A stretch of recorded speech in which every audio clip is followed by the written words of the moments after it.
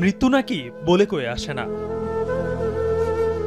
প্রতিদিনের মতো শরীয়তপুরের আবুল কালামও বের হয়েছিলেন জীবিকার প্রয়োজনে। হয়তো মন মগজে একটাই ভাবনা ছিল ৩ আর ৪ বছরের বাচ্চার ভবিষ্যৎ।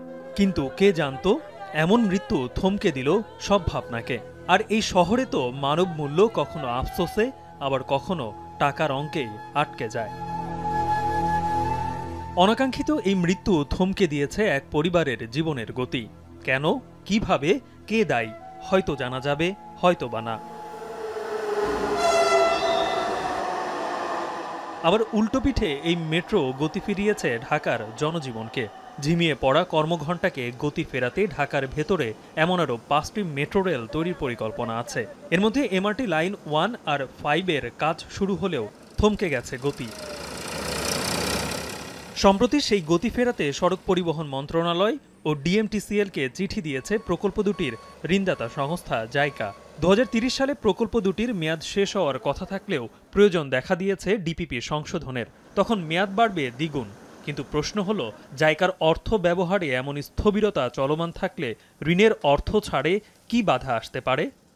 যেহেতু আগের অভিযোগগুলো জাপানি অর্থায়ন থাকা সত্ত্বেও হয়েছে, তাদের তদারকি থাকা সত্ত্বেও হয়েছে, সেক্ষেত্রে শুধু তারা যদি বলে যে সব কিছু ঠিক আছে, সেটার উপর তো নির্ভর করা সরকারের পক্ষে উচিত হবে না। আমাদের যে প্রশাসনিক প্রক্রিয়াগুলি আছে, যে কোনো সিদ্ধান্ত যদি পুনর্বিবেচনায় চলে যায়, একটা দীর্ঘসূত্রিতার মধ্যে পড়ে যায়। ক্রেডিটারের কাছ থেকে তাগিদটা আসাটা খুবই স্বাভাবিক, কিন্তু তাগিদ আসা মানে এই না যে তারা না বুঝতেছেন না সিচুয়েশনটা, তাদেরও তো একটা ইন্টারেস্ট আছে। তবে কস্ট অপটিমাইজেশনের যে উদ্দেশ্যে বাড়তি সময় ব্যয় হচ্ছে তা কি সত্যি কাজে আসবে? সব মিলিয়ে প্রায় 1 লাখ কোটি টাকার দুটি প্রকল্পের ব্যয় ছুঁই করছে 2 লাখ কোটির ঘরকে। যেখানে বর্তমান মেট্রো রেলের নকশা ও নির্মাণের মান নিয়ে প্রশ্ন উঠেছে, সেখানে প্রায় দ্বিগুণ ব্যয়ের এই প্রকল্পে মান ঠিক থাকবে তো? ফলাফলটা যদি প্রকল্পের উপকারে আসে, তাইলে বার্তাটা পজিটিভই হবে, যে পরিবর্তন ঘটেছে এবং তার ফলে একটা কিছু সময় বেশি লাগলেও পরের দিকে এটা প্রকল্পের গুণগত মানটাও বাড়িয়েছে, এফিসিয়েন্সিটাও বাড়িয়েছে।